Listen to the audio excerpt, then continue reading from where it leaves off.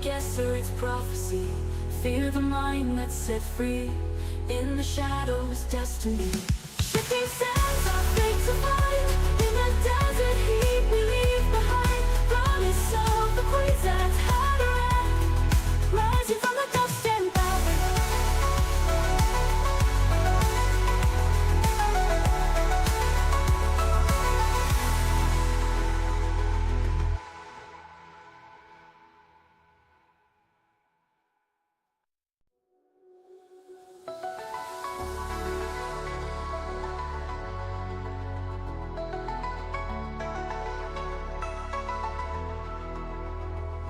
Beneath twin suns on Arrakis land, firmament whispers in the wind so grand.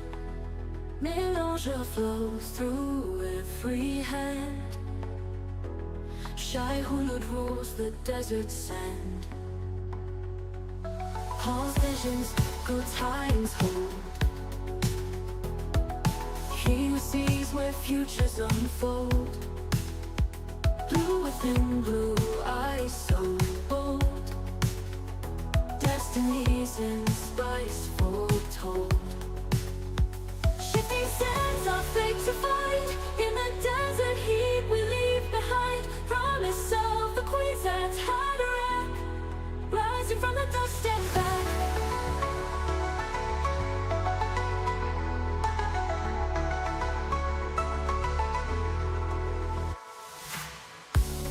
Just cutting through the sky. Hard climbs, plot and spice to lie. What is worth more than gold? Ancient secrets still untold. Shiny whispers, dreams to thee. Then a guesser, it's prophecy. Fear the mind that's set free. In the shadows, destiny. Shifting sands are fate to find. In the desert heat we leave behind. Promise of the queens that Hatterack, rising from the dust and back.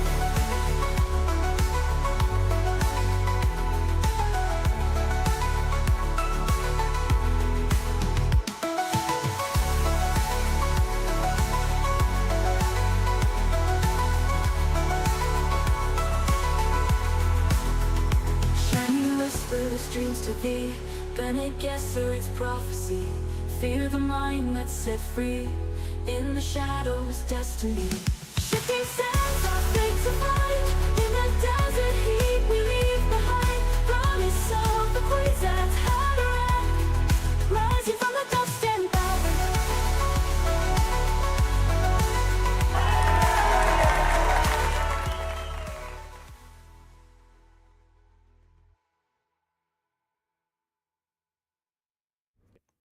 Welcome back.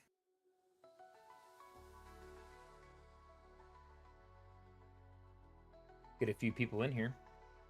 Welcome back to Dune News Weekly with Arrakis Central and just me. Because it was a one-man show. I'm literally only doing my channel because I like Dune. Like, I love it. Really no other motivations. I've been doing some things behind the scenes, tweaking graphics, and I got new little title things I've been working on. Like, so you can see up there, I got my little new title. Looks a little fancier. My thumbnails are looking a little more fancier. I've been working on that kind of thing behind the scenes. Don't have many people watching yet. I started a little late. It's got a lot of family stuff going on. Let's see here. Not a whole lot of news going on with Dune Awakening, the game. Dune Awakening's pretty much tight-lipped right now with anything they're doing. The big show around Dune right now is Dune Prophecy. Episode 3 comes out tomorrow night. A lot of people not happy with that show.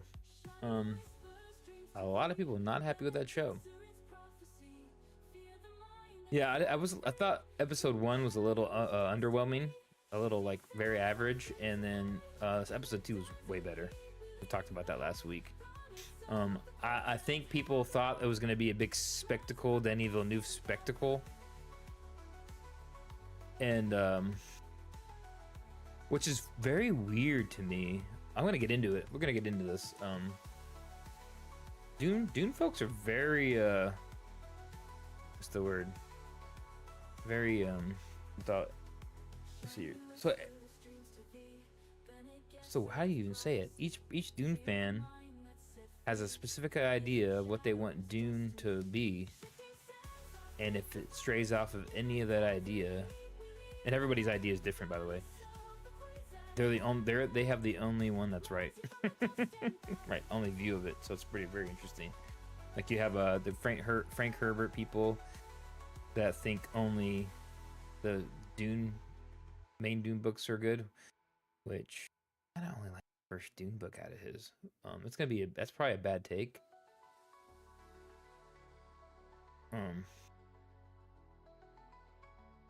Yeah, like Messiah's only like it's a very short book, and it's not a whole lot like really. Not until the end of it does it really kick off, and then you're like in the beginning you're trying to figure out who the hell is the Seitel guy, and it just was kind of very. I don't know, it's okay, but then it just gets weirder and weirder and weirder as the books go. But and then you have a lot of people that hate Brian Herbert and his books. Like they hate the guy, and I'm like, wow. When I get into that, I actually like the Brian Herbert books quite a bit, especially when they start getting to like House Atreides, House Harkonnen. All those books get like more closer to that timeline people like. And then like you have Paul of Dune, which is like literally a direct sequel to Dune. And then you have like Winds of Dune, which is like filler books between each of the other books. Pretty cool stuff. I think I like those books. I think I was talking to somebody earlier today on Discord, and I was like, so I have a theory. I guess I'll just tell my theory right now. I was waiting for people to get in and talk about my theory of Dune fans. It's very interesting. I like all of them. So all the Frank Herbert books, all of the Brian Herbert books. I like the 1984 movie. I like the new movies, and to an extent, I like the miniseries 2000. But the special effects were like not good. That's the only thing I didn't like about it. It's like basically Wing Commander PC game, Sega CD graphics, right? It's like. But the story is actually, I think the Dune miniseries is like really the closest to the book. But tell me what you guys think.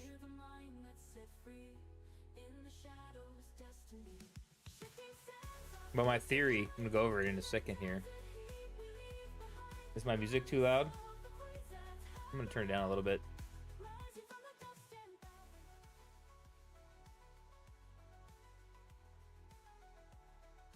There you go, it's better. Well, the reason I bring this up tonight is because I've been around one of the biggest Facebook Dune pages. I'm on there, and then on the Discord for Dune Awakening, and of course talking with you folks on my live streams and videos. And there's a lot of people that only like Frank Herbert, and then in some cases they only like some cases I've seen where they only like Dune, Children of Dune only, and they hate the other. But I've just seen weird, discrepancies in people that only like certain books of those. And then I've seen, and a vast majority of people hate the Brian Herbert books. So that's actually a pretty big percentage. And most of the people have never even read them. That's the thing. I think most people haven't read those books. A lot of people maybe have read Sisterhood, or they read the Butlerian Jihad, the first book. Have they read all 6 of those prequel books? I don't think many people have, because every time I talk to people in chat, no one really knows any of that information. Some people do. And then yeah, I don't know, it's weird. Man, we're not getting a lot of viewers tonight. What is going on? Usually I've been getting, this might be a short stream, folks.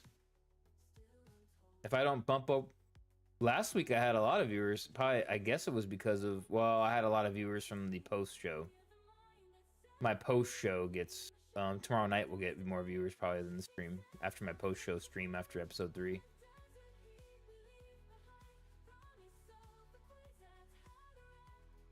Yeah, that's probably what it is. Yeah, so I don't have really any insider information on anything, so I'm just not big enough of a footprint for media slash social media, like to, I don't have any contacts in studios. I don't have anything like that. I'm just a regular guy, so I just know you guys. I'm literally just a regular person like you guys that like Dune. I wish I had a you know, someone to talk to that could tell me things about Dune and secrets, maybe Dune's secret movies and shows that are coming out or whatever. But heck, Funcom, you know, authorized me for the creator fund, the creator whatever crew, and they don't even send me nothing. So I think there's nothing. I mean, I'm part of the Lucrit content creator guy for Funcom, but I got invites for the Brazil Gamescom to go down there, but dude, I'm flying. I'm not flying to Brazil. I got work. If I was actually making money from any of this and it was a real business, I mean, it is to me. I wish it would be, but if I was actually making money, I would go down there and do press conferences and coverages. Heck, I'm not making no money on it, and I still had a guy go to the Japanese one. So I'm actually spending money on liking Dune.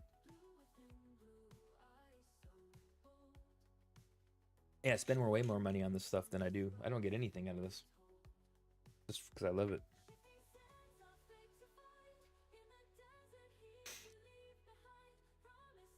No one's writing nothing in the chat. I'm just rambling.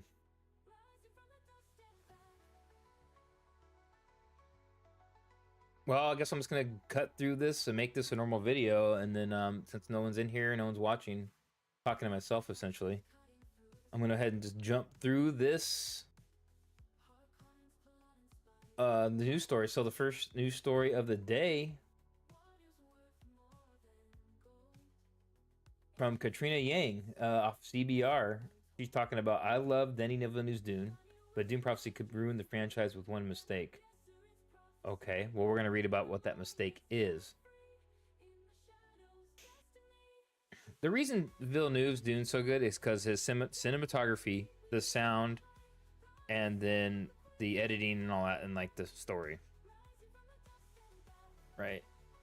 Because he kind of butchered the book, really. But any other person to butcher the book like the movies did, and we still like the movie, it's all accredited to Denis Villeneuve and his production team, right? Making it actually good, just generally a good movie. Special effects, story, pacing, action, a combination of action, intrigue, adventure, all like political. And the pacing was like really good on Dune Part 2, right? The tech, all the stuff, the Harkonnens versus all that stuff was awesome. And that's why that movie, because technically he butchered the book. Especially with Chani and the Thufir Hawat. So we're gonna read this article here. Denis Villeneuve's Dune Part 2 leaves things on an ominous note and sees Paul Atreides being reborn after taking the water of life. It's not hard to see that he's a changed man who's taken advantage of the Bene Gesserit planted prophecy of Arrakis, assuming the leadership position. Things start interesting before Dune 3 comes back. HBO's prophecy. See, they keep saying Sisterhood of Dune, but it's actually 3 books. We go over this in the slide. We've gone over this in the stream, folks. They never mention Mentats. Dude, the very first few scenes of episode 1 Dune Prophecy are not even Dune Sisterhood of Dune. It's Dune Mentats of Dune. Where she uses the voice on Dorothea. That's Mentats of Dune. So there's actually very little in the that I've seen that's Sisterhood. In fact, have we even seen anything that's directly from Sisterhood? No, I don't think we have. Maybe when they do flashbacks on the next episode, maybe.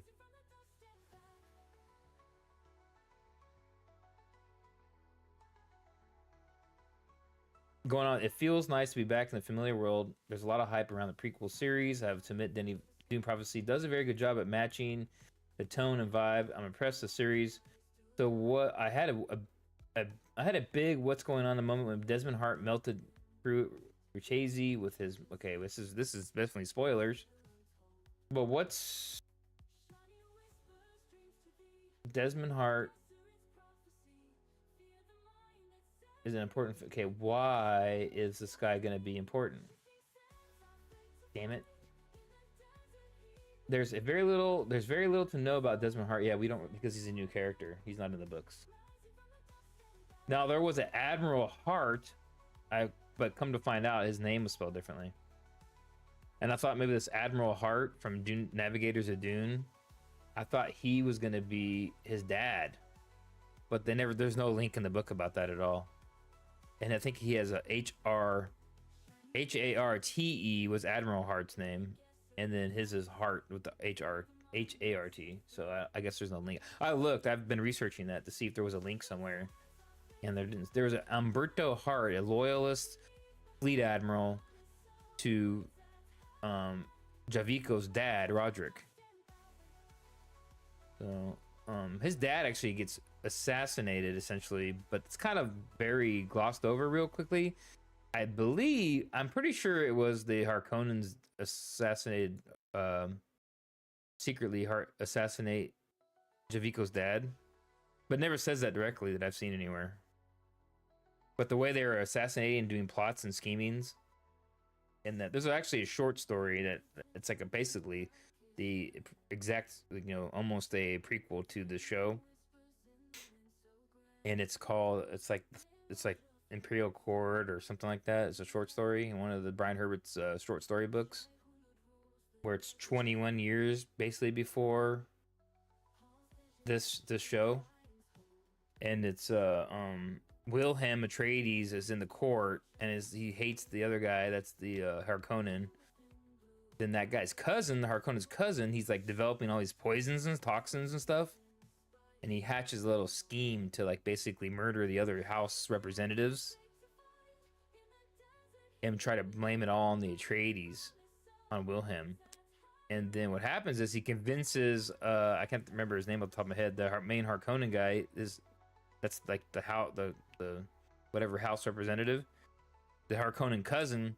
He basically convinces him, hey, you take the poison and it's gonna kill you, but I'm gonna give you an antidote so you wake up in like a couple days. But by then they'll have blamed everything on the Atreides and we'll take back over. And he's a little leery about it, and he's like, well, okay, whatever. They do the plan. Basically they start blaming the entire court, even Javico, because Javico had just taken the throne. He's like 23 years old. He's young. 23, 24, something like that.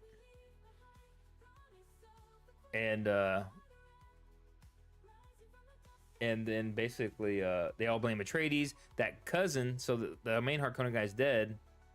The cousin comes out and I declare Canley. So he set the whole damn thing up anyways.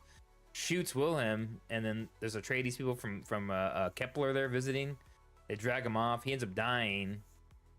But the twist is, when he wakes up, the Harkonnen main guy, his cousin, he's paralyzed, and he's like, "Well, that's okay. We'll just take care of you in your vegetative state, and I'll take over." So basically, that guy ends up taking over for a while. But that's like well before. So there's no, and I thought Wilhelm was gonna be like the dad of Kieran Atreides. Well, we don't really know his family. My theory is, well, I don't know. It could not. This is gonna be a spoiler, dude. No one's watching anyways. Let's continue on. John Ario Hopkins, are you a fan of Dune Prophecy and are you watching it? On Mr. Maverick, are you a fan of Dune or Dune Prophecy? I'm looking at the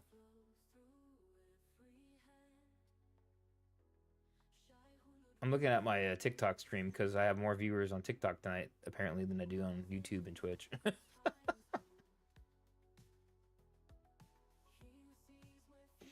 Well, I was just basically going over, if you're just joining now, I was doing going over prequel information to the events leading up to the Dune Prophecy TV show. And I was going over a story on CBR where this lady was talking about spoilers, but I'm trying to figure out what's going to ruin the franchise here.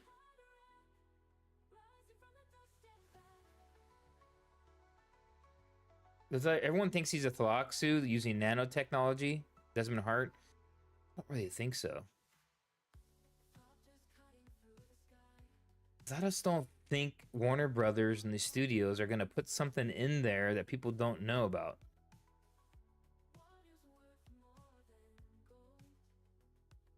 Normie viewers of Dune Prophecy, Dune, all they know about is spice, water, life, right? They've already thrown a bunch of lore from the books in here, from the prequel books, but like, I just don't think they're gonna do Thalaxu nanotech because nobody knows about any of that. Like regular Dune viewers, we all know about it, Dune people, but like, they're trying to. I think it's the biggest problem with the show is they tailored it too much to Dune to book people. And the book people are rejecting it. That's the crazy part. That's it's lose-lose for these guys right now. I'm like the only person that's liking this show. Now I get it, it's not a perfect show. It could be have a little bit more action in there or something for people, but I like it because it's the characters from all. I just like that there's a show about the characters I spent all those weeks or months reading those prequel books, so it's paid off for me, so to speak. So, Sisterhood of Dune. The Sisterhood in Dune Prophecy deals with a totally different prophecy called a Reckoning, which none of that's in those books. That's made up for the show. Well, it's not in those books, not made up for the show, but they actually have a reference from the the Frank Herbert books in there. Rise of the Tyrant threatening Sisterhood survival. So I guess, and my theory is it's supposed to be Duke Leto II, the God Emperor, but then I'm thinking they're gonna make it Paul, man, because people know who Paul is.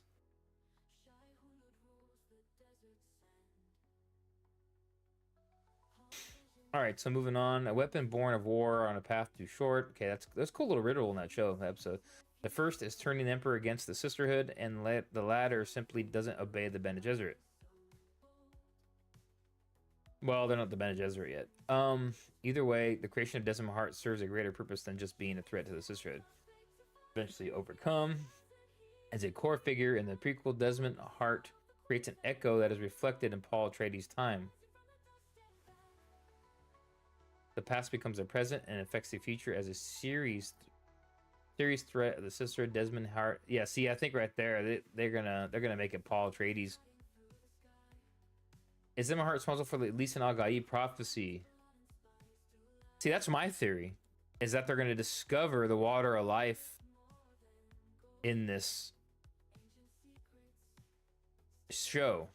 Because they don't know about it yet. That's what they don't know about the water of life yet. The poison that they gave the girl at the end was a Rossack poison, not water of life, because they don't know about water of life yet. They're going to discover, I believe, that, hey, that gives men bigger powers. He got exposed to it. And they're going to figure out, oh, crap, we got to have to set the plan in motion to breed a guy that we can control later on and give him that water. That we can control him.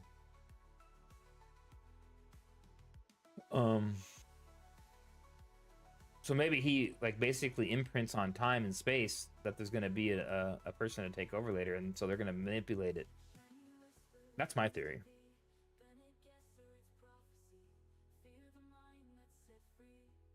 I wonder the reason why, given the Bene Gesserit crafted the fake prophecy with Desmond. Well, it's not a fake prophecy. They just make, well, I mean, it's fake, but it's real because it comes true. They make a prophecy, invent one.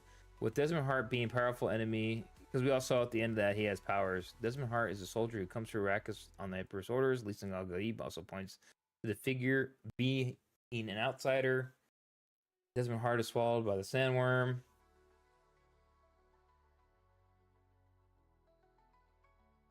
Okay, I'm still confused. I'm trying to see where this is going to ruin the franchise.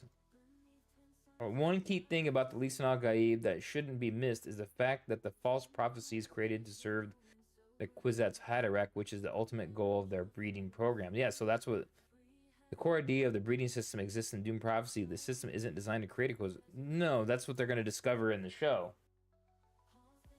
So far, Desmond Hart's source of the power is a mystery. So the exact extent of Dune Prophecy shows that he's able to resist Valia Harkonnen when she uses the voice. Since the voice can be learned, so you know who else can resist the voice? Vorian Atreides. Vorian Atreides resists her voice on Corran at the end of Navigators of Dune. But she put a bomb on a shuttle, and then he finds it, but he lets it go off while he kind of escapes out of the ship. I can't remember how he gets out of the little escape pod or something. Makes everyone think he's dead, and then he gets face surgery and Vorian Atreides is like still out there. Well, I don't know if he's still alive by the time of Dune because he lives for a long time, but they kind of end that storyline. But he lived. He never died. At some point, the Sisterhood must have realized that if a male Bene Gesserit survives the agony, he's more well, that's what this is. See, this article is kind of going down what I think.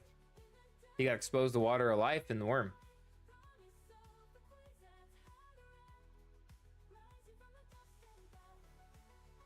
I'm kind of boasting. It's not magic. It's like telekinetic powers. The best thing about Duneverse is lack of magic. Both the voice and the ability to resist poison come from training and are skills that can be obtained. Yeah, it's like genetics, telekinesis. There's no like magic in this show. Assessing consciousness and traces within a person's body. I'm still waiting for the part where this... Wait, Desmond Hart poses both a danger and an opportunity for the franchise. He could offer a lot of explanations for the missing links in the franchise, but at the same time, the source of his power could harm the franchise. How? Desmond Hart is a form of thinking. He's not a thinking machine.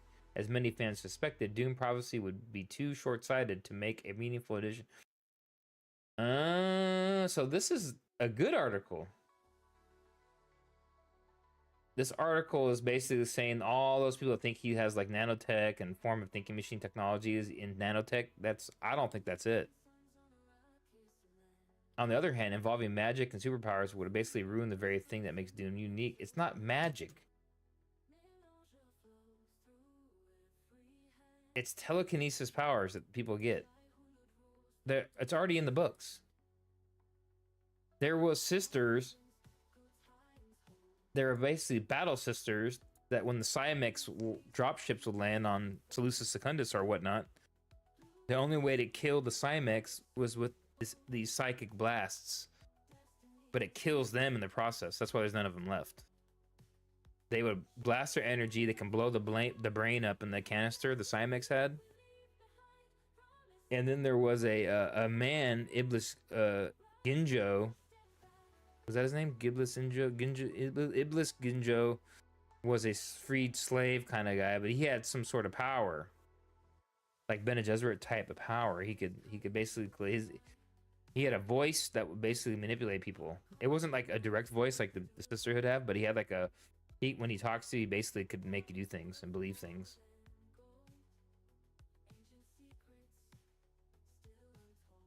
But that's from the Balerian Jihad books.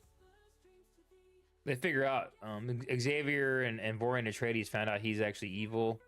I think in the second book, Machine Crusade, I think it is, and they put him in a ship. Xavier Harkonnen locks him on the ship, and he flies both of them into his sun to kill him. He had made a deal with Cymex behind the scenes to like take over and control after the war. So he was a bad guy. But anyways, side note, none of that's in this show. That'd be funny if they mentioned that. I'd be pretty happy. So this was actually a good article, actually, in the end.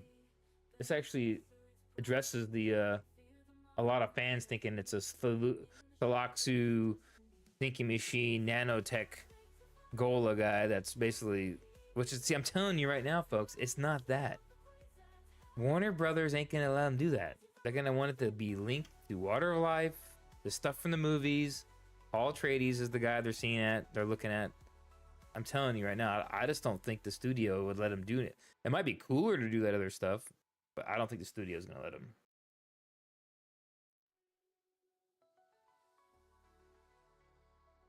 Moving on to the next one, because it's gonna be a short stream because I'm not having, no one's typing in the chat. Almost zero engagement tonight on my live, so I have no idea who's even watching, if anybody. I'm literally talking to nobody. What's this? That's not what I want. So the next story. Oh, so now we're jumping over to. So Christopher Nolan. Let's zoom in a little bit. Christopher Nolan admits he struggled with one part of Dune Part 2. I wonder what that is too. I don't even know. So Christopher Nolan has praised Dune Part 2 as miraculous, though admitted he found one aspect of the sequel difficult to keep up with. Oscar-winning filmmaker recently moderated a conversation with director Denis Villeneuve and director who directed 2021 and 2024 sequel. The critical acclaimed films are an adaptation of Frank Herbert's bestselling.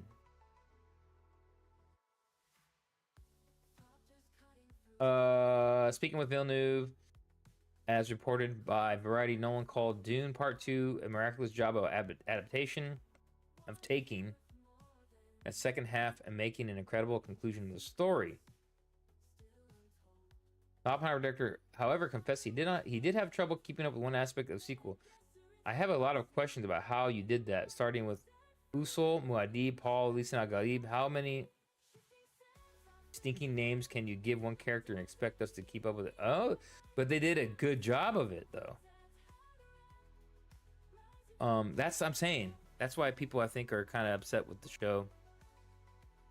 Because Denis Villeneuve did such a good way to implement all that in the story, making it actually part of the story, part of the Fremen ritual, which is from the book, but the way he has it is he doesn't just tell us, he has it shown to us. I guess that's the difference. And that's kind of the difference of this show, right? Dune Prophecy, I'll admit, is kind of telling us, not showing us. And that's kind of the big problem with Hollywood, is they lose people when they have to tell us everything instead of just showing us, like Denis Villeneuve's good at, like one of the best.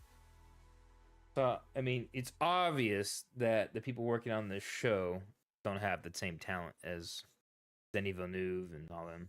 But I mean, that's just, what are you gonna do? It's like saying, like, you know, the people who make the other Jurassic Park movies don't have the same talent as Spielberg, right? That's obvious. I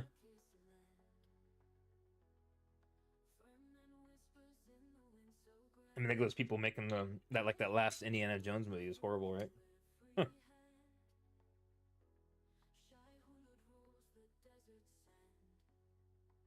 So that's all this was about, the name thing. Most adaptations is a process condensing things and simplify. Dude, that would have been horrible, dude, if they would have just called him like Muad'Dib or whatever. But they actually gave him the names from the book, which I think he had good writers that knew the parts, the best key parts from the books that you have to put in. They did leave out, they did make some mistakes though with Thufir Hawat not having him in there, and they totally shredded the character of Chani.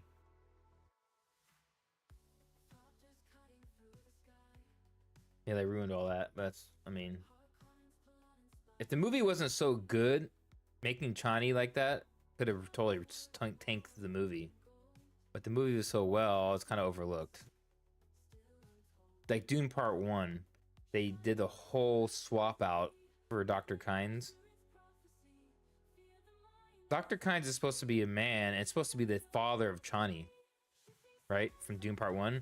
They made it that lady, and then didn't even make her like the mom, you know?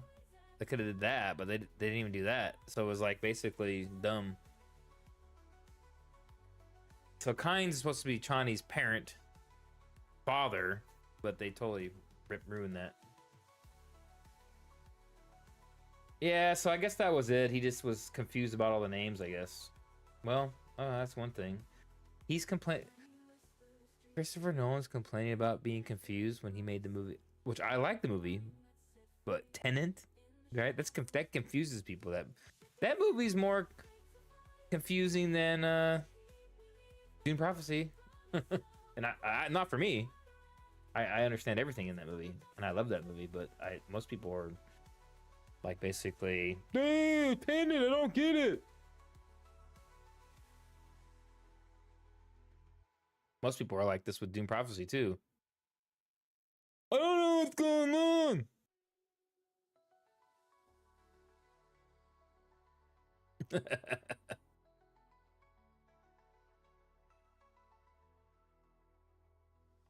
I'm gonna hate on people, I guess. It's fun. Yeah, the article was kind of lame. I'm gonna move on to the next one. Let's see here. Dune director Denis Villeneuve isn't interested in making a Star Wars movie. Thank goodness. The Star Wars is a totally failed, destroyed franchise, and that's horrible.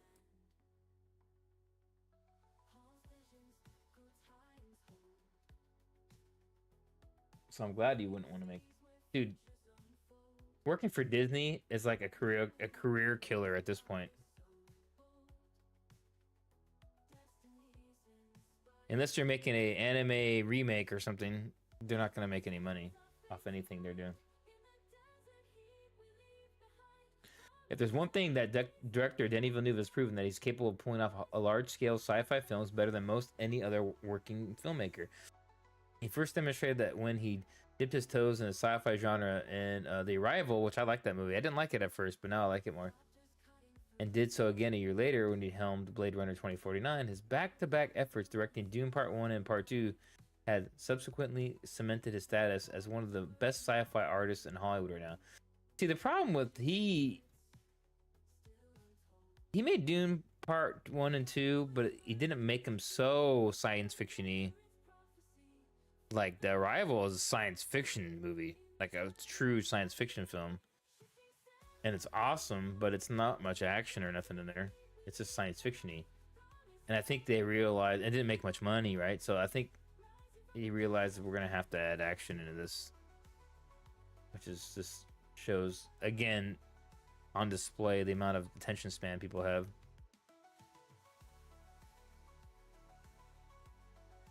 Despite that, Villeneuve has no interest in ever directing an installment in Hollywood's biggest and most prized sci-fi franchise, Star Wars.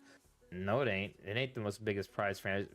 It's a freaking dead franchise at this point. The film, they're just keeping it artificially alive. Disney is artificially keeping that alive. Nobody. How many people do you know are running to the store to buy a bunch of Star Wars merchandise? Dude, in my room here, I have my like 2 walls of Dune stuff. I used to love Star Wars. When Disney, we thought maybe there was a chance. The epic fleet battles, all that stuff, they just watered them down, make them look just like generic-y. They put that like at the end of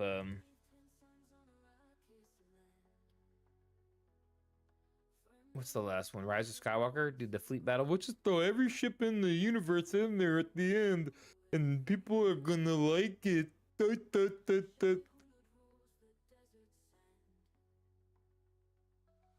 Yeah, it was made for dumb people. The Disney Star Wars. Made for idiots that don't know about real Star Wars.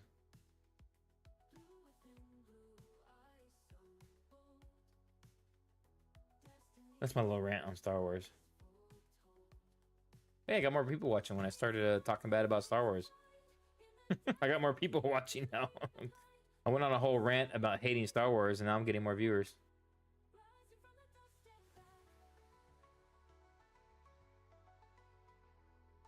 They have a PS5 Pro. Wow. That was about it for my news stories, guys. I didn't have much else, I guess. So, cover it up. CBR article talks about basically this Katrina Yang. I ended up was gonna hate on this article. She ended up being good, writing a good article.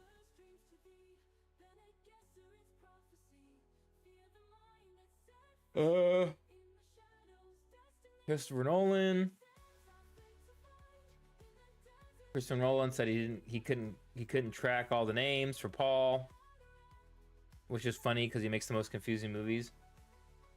And then Dune, again, Dylan Villeneuve said he's not going to make a Star Wars movie, so that's good. Good news there. So other than that, there's not a whole lot going on tonight, guys. With Dune, we can go look at Dune Prophecy Reviews, episode 2.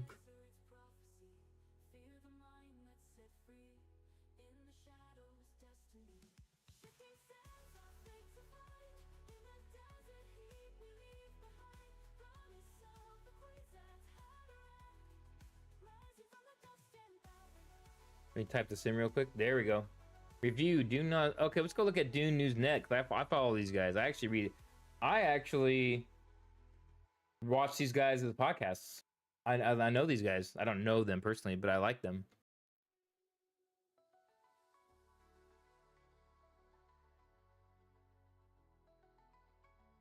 So let's see what Dune News Net's saying about this. So second episode, Dune Prophecy brings the Sisterhood into fuller view by highlighting their core features with loyalty and mystical ancestry. We see Mother Superior. We see the Mother Superior Valia calmly encountering a setback in the political arena and come face to face. So far, I'm liking the direction the show is going. Yeah, so they like it. I kind of agree with these guys. Kara Kennedy here. So let's see what else she says. Loyalty. The idea of the collective taking precedence over the individual underpins the sisterhood. Critics of the book have long used this as a mark against Bene Gesserit characters, even though we see many examples of people putting others' interests above their own in the real world. This episode almost effortlessly illustrates how a woman could be completely loyal to a cause without coercion. The Suk physician says she's still a sister first, implying, well, that's how they do it. They get them into everything. Later, Lila tells a fellow acolyte who questions the sisterhood motives. This is my home, my family. I believe in our mission. She's willing to gag. Well, I mean, she's a true believer of the sisterhood. I ended up liking her character there at the end, So on 2 occasions, the episode shows Tula tearing up and betraying one of the cardinal rules of the sisterhood, letting yourself be controlled by emotions. This should not be, and sure enough, her sister Valia criticizes her and says that emotions cloud judgment. Yeah, Tula is emotional. She was in the books too.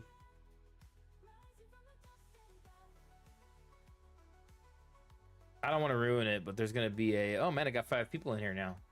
Hey, welcome to the stream. If you're just now watching on YouTube or Twitch or I've already been going for about 45 minutes. I already read the articles off because I didn't have anybody watching the stream, but now I'm just kind of going over this Dune News Net review of episode 2 of Dune, and I'm agreeing with it. So I'm agreeing with her assessment here so far. So Dune News Net is another podcast Dune group of folks that I like a lot, actually. I mean, they don't know who the heck I am, but yeah, I watch all the big Dune streamers and video guys. Quinn's Ideas, Secrets of Dune, Nerd Cookies, these folks, Dune news.com.net. I think that way is this yeah, newsnet.com. That's right. That's the same guys. They're on YouTube. So they like it. The ambiguous concept of other memories explained with care. So that was pretty cool at the end of the episode when you actually see the vision when she's going through the agony, the poison agony. A casual mention of the term Rossack poison. Dude, they're on it, dude. I saw that right away. So people don't know, Rossack, the planet they're on in the show is Kato. Oh, Kato's here.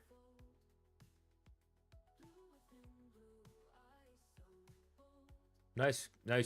Yeah, I was talking about the same stuff again. So Rossack is mentioned in that episode 2. Rossack is the original planet of the Bene Gesserit, or the Sisterhood. And right now they're on Wallach 9. They used to be on Rossack. They got split up when Emperor Salvador, their previous emperor, came in there, got wind of it that they were using, I'll just say, computers. And he showed up. There was no evidence of it.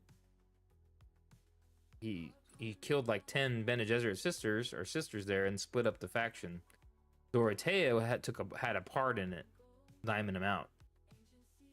They didn't show any of that, and so I think that's why people might have been confused. Dorothea was loyalist to the emperor, not the Sisterhood.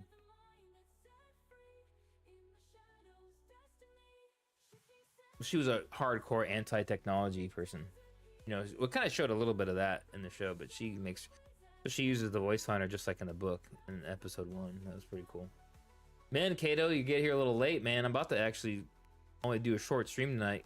I'm only gonna do about 15 more minutes.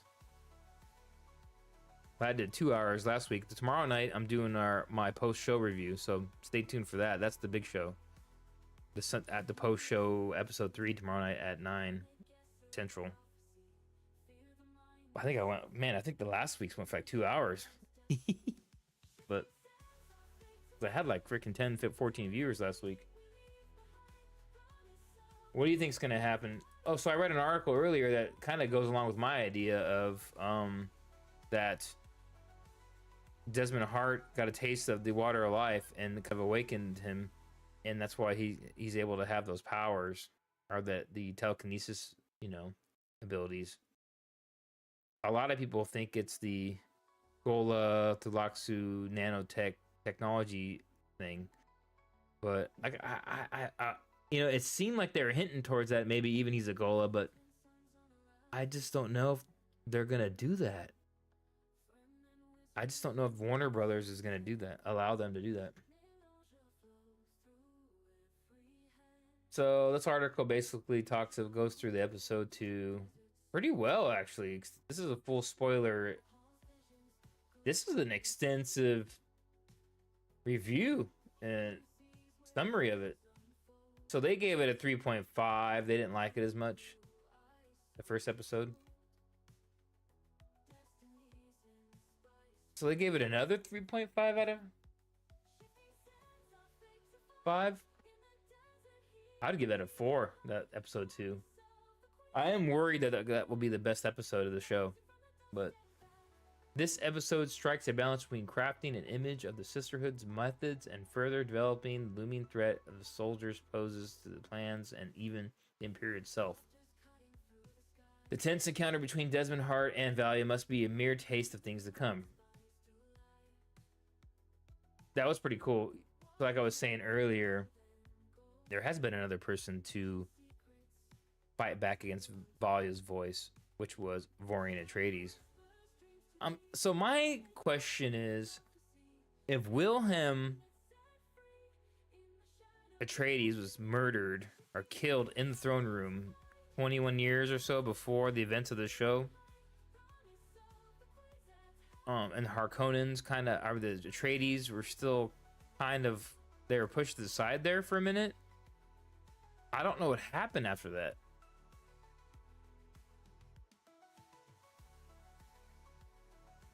Yeah, because there's a short story. It talks about Wilhelm, which was the guy hanging out with Vorian in the end of Dune, the Navigators of Dune. It's his long lost, whatever, his ancestor. It's basically his great grandkid. Then who's Kieran's dad? Where did he come from? Kieran Atreides. I wonder who's, because there's no link really in the books that I could tell, like who Tyrion Atreides' parents are. Did he come from Kepler Atreides, or did he come from Caladan Atreides? Because there's Atreides on both planets. There's a separate planet.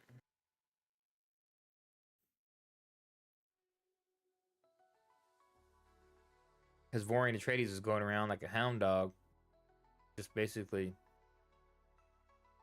He was basically knocking boots on every planet to go to, starting families. He was deadbeat too. He kind of abandoned some of his kids on the Caladan. He bounced. He came back later, and they're like, "Yeah, we like him now," because all the people that his sons were dead. Heck, I don't even think he was around. Like his sons probably died of like old age.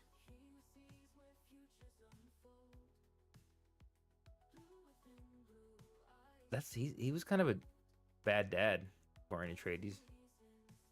Well, the problem was wherever he went, problems came. So,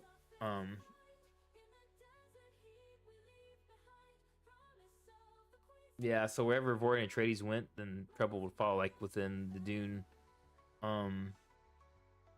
Sisterhood of Dune, two of his siblings, which were in stasis, they get awakened by these sword masters, these Balerian sword masters, and these two essentially assassins, but they're like Atreides supposedly, but they're evil. They get awakened, they start tracking Vorian down, and wherever he goes, they're just basically offspring of Agamemnon, Simek. He made some more offspring that were gonna have basically not have the mistakes of for what he saw as mistakes of the faults of Vorian. So he basically kind of programmed them in their sleep to be just merciless assassins. So when they awoke, the brother and the sister, they basically were like murdering these people, ripping their heads off, all kinds of craziness. They were just sickos. They end up getting eaten by a worm. Vorian tricks them out there in the open, and they get eaten by a worm.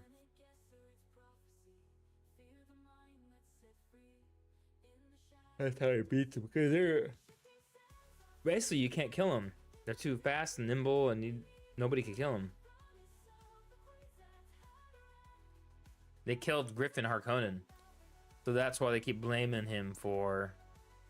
Which I think it's going to be spoiler in the episodes, and they're gonna be at the grave of their brother Griffin, and they're gonna blame Varian Atreides for the death of Griffin when it really wasn't. Varian was trying to save him.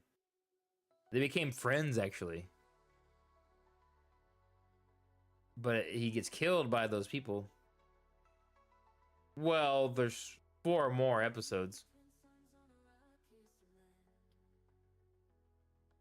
Yeah, there's only 6, which I don't know why, but there's only 6 episodes total.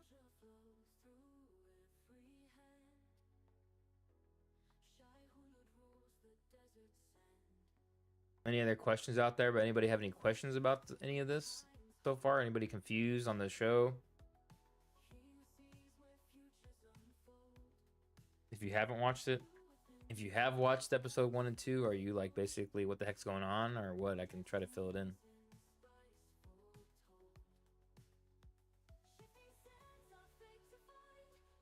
Any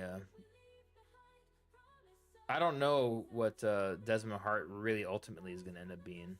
Whatever. I got 7 people, dude. I got people. Finally, people are showing up to the stream, man. I was about to end it, dude. I was sitting here for the last 40 minutes with 0 viewers, just talking into the camera or into the microphone.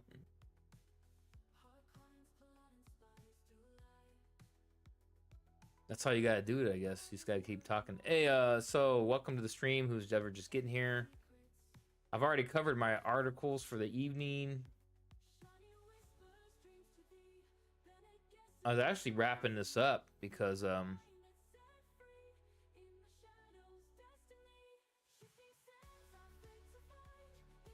it's Saturday night, and yeah, I got Stalker 2 to play.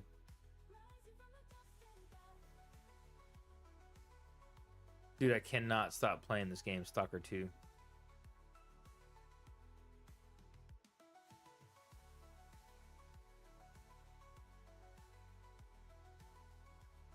Oh man, nothing else going on in the news right now. Anything going on? No one's writing in the chat. No one's writing in the chat. What's going on?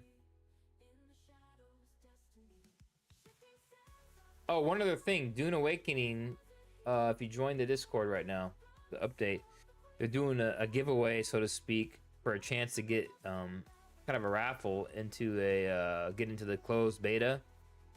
So if you haven't, get over to their Discord, join the Discord, sign up for that, you know, react to that post, and you might get a chance to play the game Dune Awakening PC, the closed beta. There's NDAs involved, so you can't even discuss it if you get selected.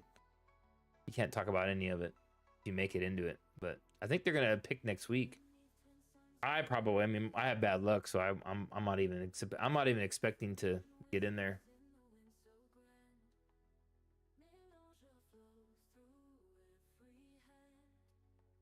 Not a whole lot of activity in the stream tonight. Man, I had a lot more activity last week.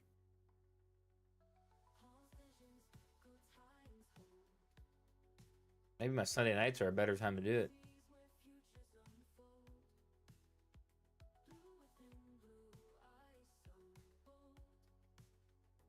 Dune Awakening news. There's not a whole lot.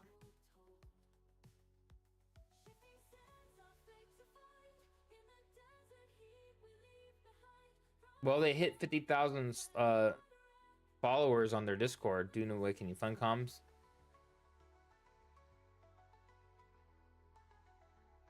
Yep, and they're gonna host another drawing for their Dune. See, I can pull it up right here. I can pull it up. Let me bring it over.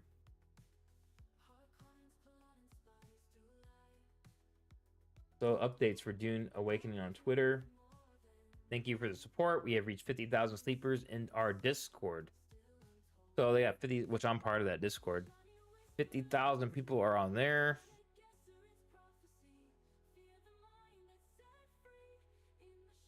We're also hosting another drawing, which I just talked about. So go on there and click on the forums. Try to get on their Discord if you guys are interested.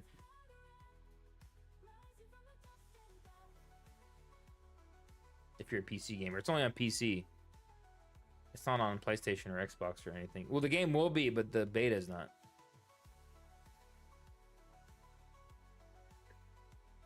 And I don't think that the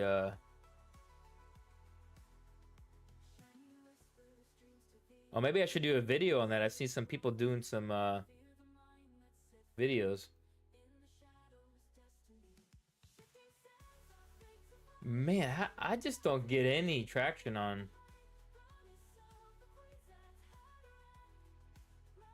Dune stuff. Algorithm.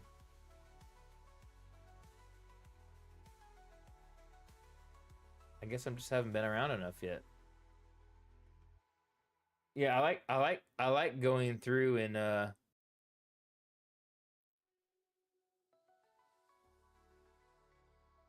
seeing all the searches, and I'm just not on any of them. Let's go to videos. Dune Awakening news. Man, let's see how far I gotta go to show up.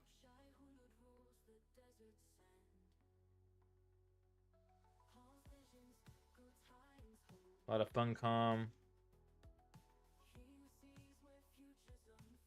Survival Central. Oh, there I am. Hey, I showed up there. Possible release date. Oh, okay. So I'm kind of on the map there a little bit. Third page of Google. That ain't too bad. I'm on the third page of Google.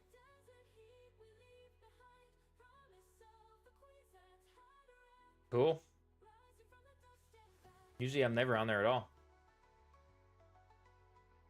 Yeah, so there's just nothing going on, man, with Dune. Is we have to wait for episode we really just have to wait for oh, the Sisterhood of Dune. Does the Sisterhood ever lose control with the Emperor? No, I think they pretty much, yeah, they kind of did with before this show. Javico's uncle. So Emperor Salvador was not really doing the things that they wanted. So they hatched a scheme to secretly sterilize him, so he couldn't have any more offspring. And they wanted kind of Roderick to take over. So one of the truthsayers working for Salvador gets caught. She's like the suit kind of doctor too, and she gets caught, and then putting the basically poisoning him, and then he basically says she's like a terrorist or something, and people just believe it, and they just torture the shit out of her, kill her. Yeah, so Emperor Salvador, which is Javico's uncle, was a freaking madman. He was essentially like a Joffrey kind of guy from Game of Thrones, but that's not shown in this show. Javico dad was Roderick. He was a little more mild-mannered, a little more sensible, and then because I mean we know that the Bene Gesserit controlled the Imperium behind the scenes the entire time, because we've seen Dune Part 2.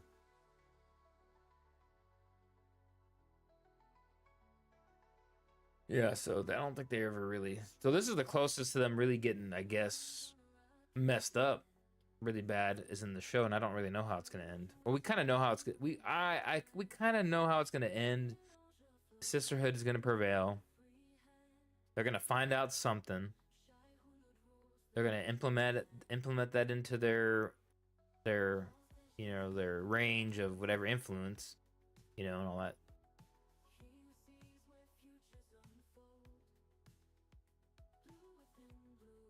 Holton Palmer, you love Dune and watch it on TV.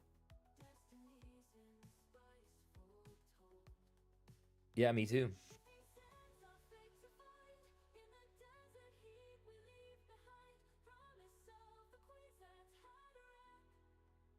Well, I am trying to, man, it's too bad you guys came in here later on in the stream, because I'm about to wind it down.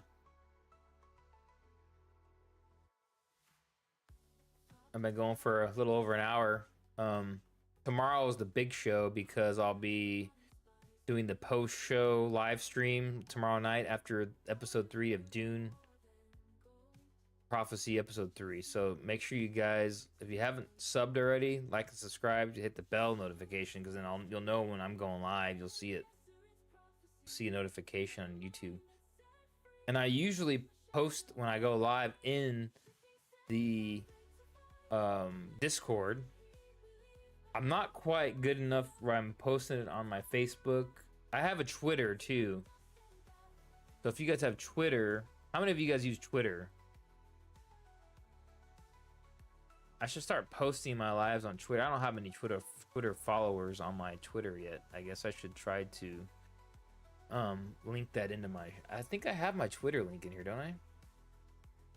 I don't. I do. No, I have my Twitch. I have my Facebook. So I need to add Twitter. Okay, I need to add my Twitter link in here. Or X.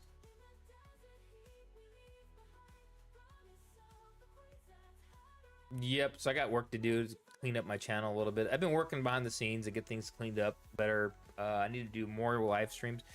Basically, when the game comes out, Dune Awakening, I'll be live streaming probably almost every day. At least an hour or two a night on that game, Dune Awakening. So that's going to be the big swing when I get going with that game comes out. But man, they got to get it out, and they're just taking forever. They're trying to make it good, so not make it buggy. Which we get that.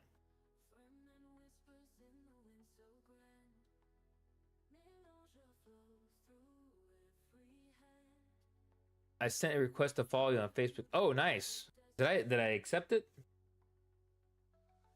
I guess I should make it a page, a group. I guess I should probably make that.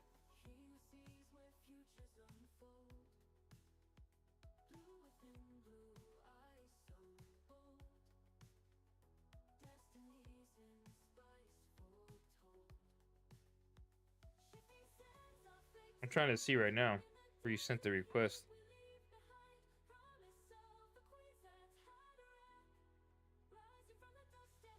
I don't know who you are. Which guy are you?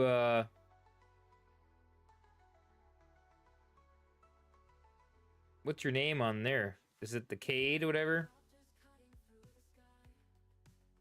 Mark Moore, maybe? I don't know. Yeah, I think I'm gonna make a group. That's what all right, that's what I need to do, is make a group to join instead of just having my page on there. So I'm gonna look into that too. I'm gonna look into making a Facebook group, not a just my name. But I need to expand operations, guys. I need to expand these operations, especially because this game's gonna come out soon. So you're right about that. I really need to stop getting. Okay, hey, got it. Cool. Yeah, I gotta get off my butt here and get this stuff going in social media. That's what I really need to do. But yeah, but I'm gonna be working on that. That's what I'm gonna work on tomorrow. Instead of making a video, I'm gonna work on improving my social media presence across Twitter, Facebook. Make a group. Can you make groups on X? I gotta figure all that out. So I was working on improving my some of my little bit of my graphics, some of my thumbnails and stuff too. I've been getting better on that. So it's coming along. I think I'll get better. So just remember, tomorrow night, stay tuned for my post-show live stream, 9 p.m. Central Time, guys. That's gonna be the next big thing, and then I'm gonna really start working on a group for my channel, and then a Arrakis Central group. There's a big Dune channel or group I follow on Facebook. Just like Dune, it's got a heck of, but it's just people, so many people on there just ranting and raving about all different things. It's kind of not focused. So, but yeah, it's wild in there. But yeah, man. Hey, Kato, I really appreciate you keep coming back here week after week to watch me. That is awesome. That is awesome. So but tomorrow night, I'm for sure, I've stayed true to my Saturday nights, so that's good. I'm always going to be here, and I've stayed true so far to my post-show Dune Awakenings. I'm trying to do every post-show episode. So far, I'm done it. So tomorrow night, as of right now, it's happening, so we're good. And then eventually I'm gonna start putting in a midweek madness stream at a Wednesday evening. Eventually I'll be adding a Wednesday stream, maybe a gaming thing, maybe a Dune game for Wednesday nights. That's probably what I plan on doing, but we'll see how things go. But until then, everyone, I appreciate you guys coming in, watching my rants and my little covering my Dune news. I know it was kind of a slower, weaker evening tonight because there's not a whole lot of news out there for Dune other than the show. But yeah, but like and subscribe, hit bell notification, right? And I will see you guys next time.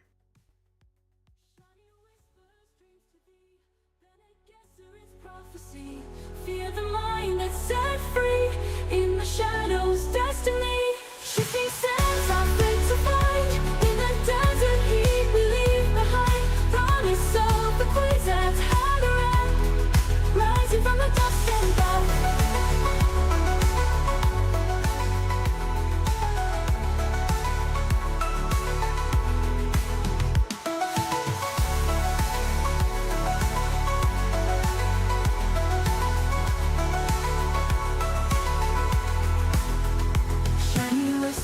Dreams to thee, Bene Gesserit's prophecy.